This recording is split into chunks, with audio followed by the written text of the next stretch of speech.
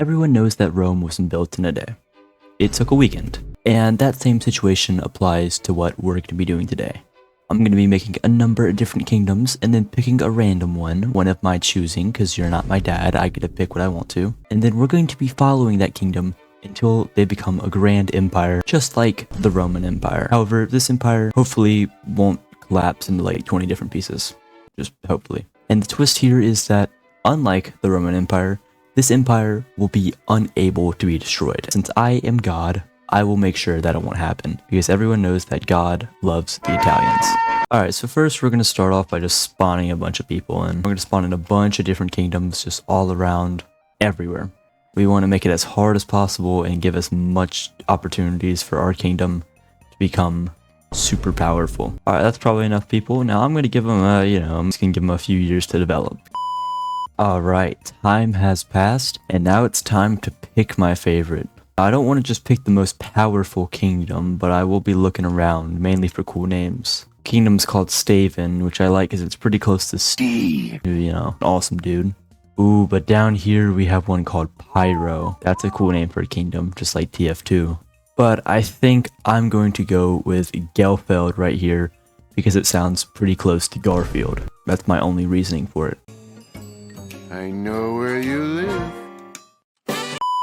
So, understandably, I'm going to rename it to Garfield, change the kingdom flag to orange, favorite the kingdom, renamed king to Garfield. Oh wait, hold up. They're a female. Garfielda. There we go, perfect. And we will make them immortal because Garfield cannot die.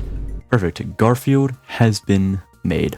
It's already a pretty nice little kingdom right here. And now we simply follow. But the only advantage they have is they are protected by God, also known as me. And as a matter of fact, I can even change my god's name. So instead of the noisy, I'm going to name myself Lasagna and make myself orange. And now if I give someone a piece of equipment, like say like a wood spear created by Lasagna from the void 0 years ago, it's beautiful. Okay, but other than that spear, I cannot interfere in this kingdom. The only thing I can do is just protect them. So if they say some kingdom wants to get a bit hasty and attack them and they're gonna lose, I can, end the war. How about let's just go with that. But other than that, I can't do too much. Naturally, diplomacy, random events, and all that stuff is still on. So shortly, wars should begin popping up, and there's a lot of kingdoms to go through here. Another advantage I'm going to be giving to Garfield is make it unable people to rebel against them, because after all, once you're part of Garfield, you can never leave. Garfield's culture is called Kyopab. That's not going to fly. We will rename it to John. Once again, we'll make it like blue, because that was his color, right? I don't know. I've never seen Garfield, dude. I think I played Garfield Racers once. I've interestingly never seen any of the TV shows or comics, but I've played Garfield Racers once. It was a nightmare. It was a fever dream experience, really. Just for gits and shiggles, I'm gonna make John xenophobic, because, I don't know, what are you gonna do about it? Well, I'm also gonna give them happiness from war, because I really feel like Garfield just wants to see the world burn. Furthermore, that's a very big word. I am going to put in the unbroken chain, which is pretty much just going to ensure that the kingdom of Garfield will never fall. And as for town structure, I think I'm going to change it to parallels, because that looks the most like lasagna. Okay, now I'm looking at the onomastics, which is like the language of the kingdom, and this is not going to fly. This needs to be fixed ASAP. And now the names are looking much better. We have people like Garfield Racers, Joe, the cat from Garfield whose name I forgot, Garfield Racers again, Joe, the cat from Garfield whose name I have 4. You get the idea. This is what I call in the business as peak. We should probably rename the capital village. We've been doing Garfield the whole time, so we should probably keep it on topic.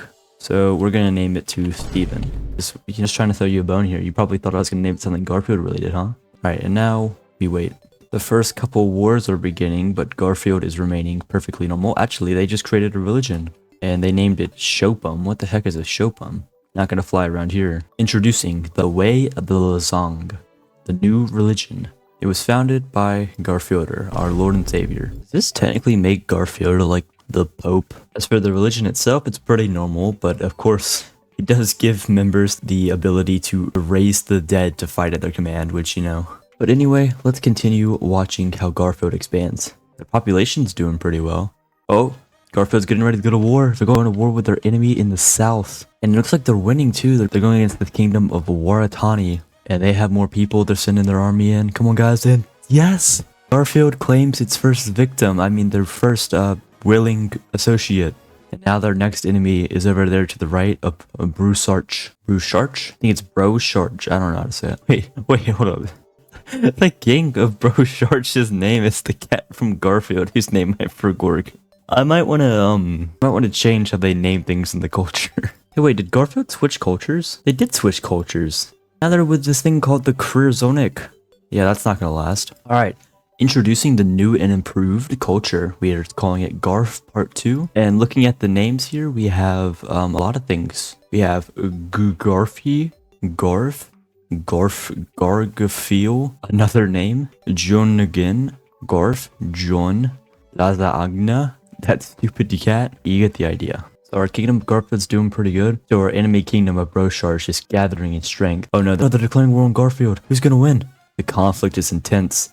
The skeletons have been raised from the dead on Garfield's side. Oh, the skeletons are doing damage. Who's gonna win? It looks like Garfield's winning. His skeleton army is really helping out here.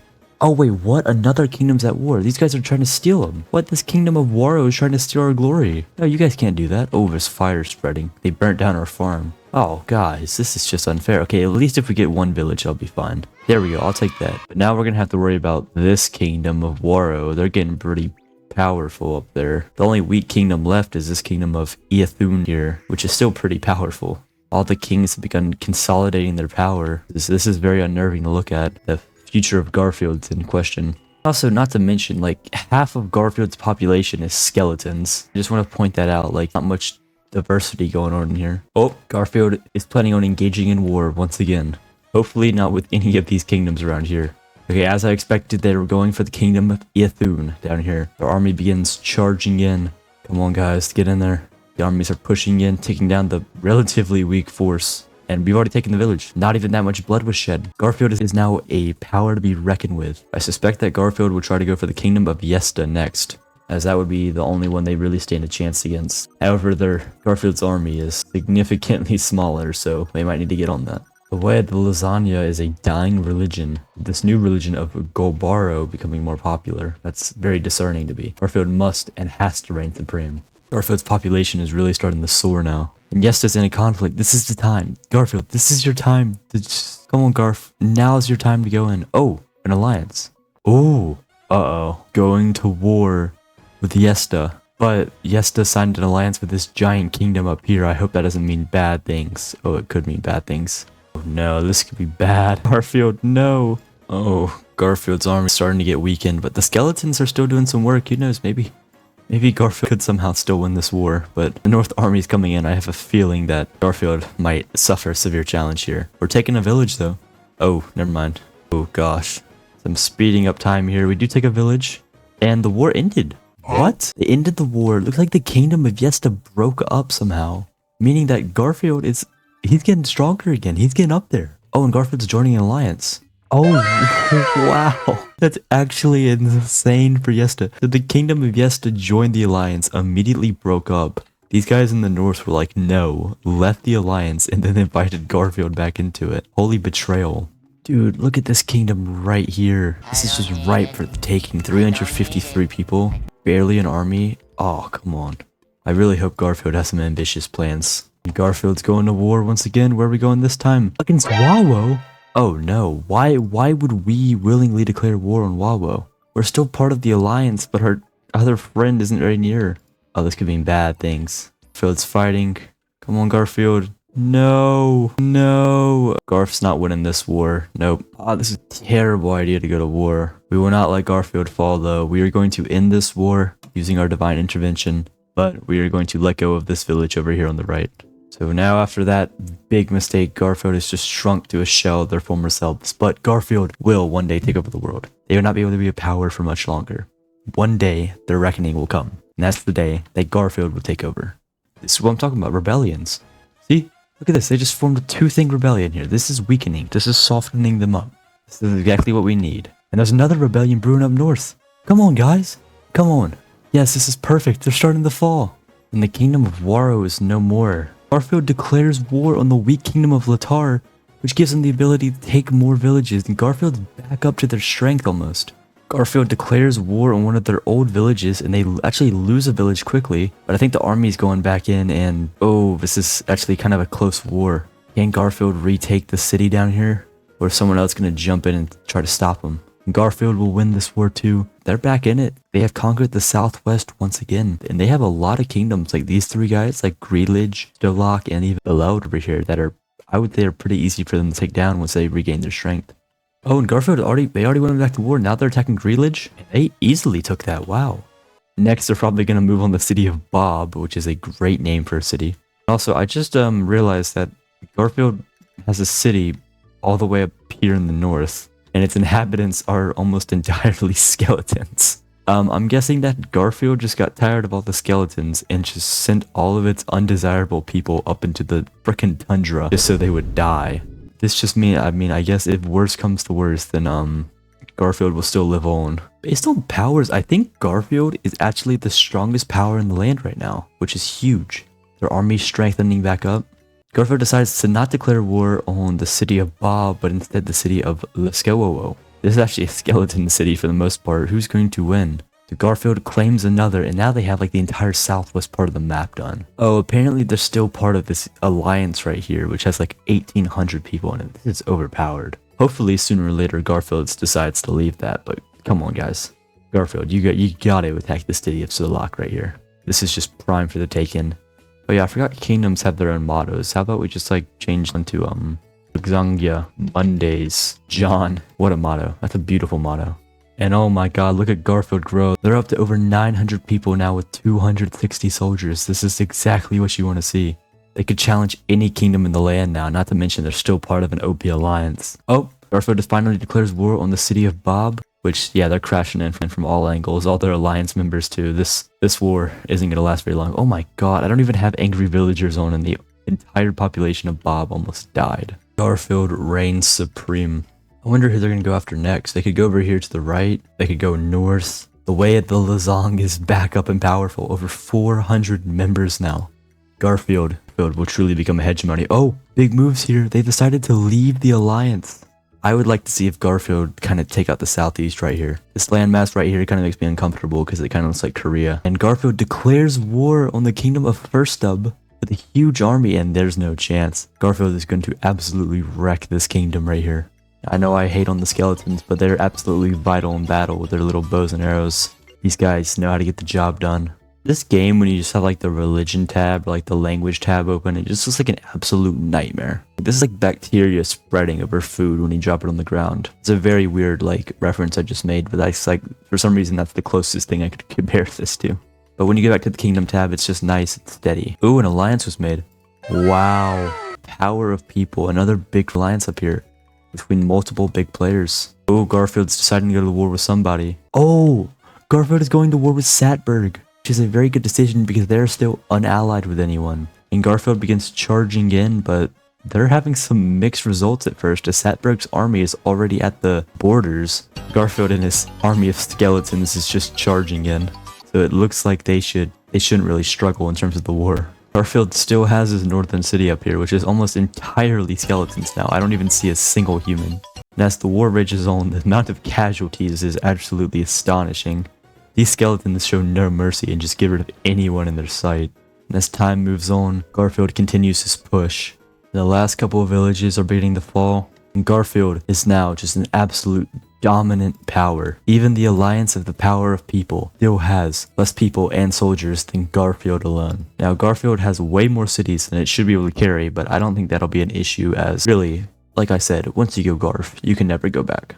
While all these other kingdoms sit and fight and compete and have their silly politics, Garfield and his army only has one thing in mind: lasagna and hating Mondays. Regardless, look at this in the top left. Garfield has declared war on Jubilanth, which is the biggest kingdom in the alliance of the power of the people. Garfield is going to total war here. Oh, this is going to be a huge war. If Garfield can win this war, which it looks like he's struggling at first, if he can win this war, he'll certainly achieve dominance. But starting off, this is already looking rough. Now luckily, most of Garfield's population is down here, so these villages around here don't really matter because they're mostly empty because of genocidal atrocities from skeletons. Jeez, who said that, man? Anyway, the fight rages on. Garfield took some initial losses. That's what I'm talking about. They just keep pushing in. I always forget that there's like a navy in this game now. Renaming it to the Battle of Lasagna. Over 1,000 people have already died in the war. Ooh, Garfield's taken losses and wins at the same time. It's honestly a very even war. I thought Garfield would have this in the bag easily, but the skeletons are coming in vital. I feel like at a certain point though that the alliance is just gonna fall and Garfield will reign supreme. But at the moment it's still kinda even. Oh man, they even took the northern skeleton city up here. And Garfield's making some serious strides, but they're still taking losses. This war is just never ending. Garfield is shredded through population now. The power of the people is down to just 60 soldiers, while the Garfield army is above 300. There was a major battle which really decided this. And it looks like the power of the people is finally starting to collapse, but it's Garfield still struggling to just hang on to all the villages. They can capture them, but then it seems like they just immediately lose them, if you know what I'm saying. Regardless, the war keeps on moving, and some of the kingdoms are starting to break up, and the war, I think, is mostly over. Garfield has finally won the war, and now they have taken over pretty much all of the land. And Garfield is only strengthening in power and size, potentially capable of having 700 soldiers. The army of Lasagna is truly something for people to fear. And as Garfield gets even stronger, and its soldier count gets even higher, I think we should give him one final challenge. We should make him go to war with every country at the same time. And if Garfield can win that war, then he truly is the real empire that we are seeking to achieve. And as I say that, I also want to mention the Way of the Lasagna is now up to over 800 members. The year is currently 250. At year 270, I will begin this final all-out conflict. Other kingdoms partake in trivial, meaningless wars. However, Garfield is planning something big, something never before seen. But regardless, it is now year 270, and it's time for the final war. We shall turn every other kingdom into an alliance, which we shall name Mondays. Can Garfield defeat Mondays once and for all? And we will answer that question right now. Whisper of War activated. Who will reign supreme? As the war begins, conflict erupts all over the world. If I was Garfield, I would try to strategize taking out these kingdoms over here on the left so they only have to deal with one front. However, there is a very long front line here. Looking at alliances, Garfield has 440 soldiers, while Mondays only has 200 left. And although it is touch and go and they are losing villages, it seems like Garfield has the upper hand, pushing a lot of soldiers into the west side here, which is good. That's a smart move by them. They're trying to just consolidate the war down to one main front. However, Mondays are fighting back hard. Garfield is about to consolidate, and they did it. Garfield has consolidated the left side, so now all they have to do is clean up the right side. And they will have defeated Mondays once and for all. Garfield is actually growing in size and strength as they take out Mondays, down to just a few villages left. Now finally, the last village of Mondays has been defeated. Garfield, with nearly 3,000 people, finally become an uncontested empire. What started from just one crappy little city, and it turned into all of this. The most powerful empire that anyone has ever seen. I hope you guys enjoyed this video. If you did, like, subscribe, and join my Discord, why not? Or become a channel member if you want to support me out. And that's all for today. I'll see you in the next one. Farewell.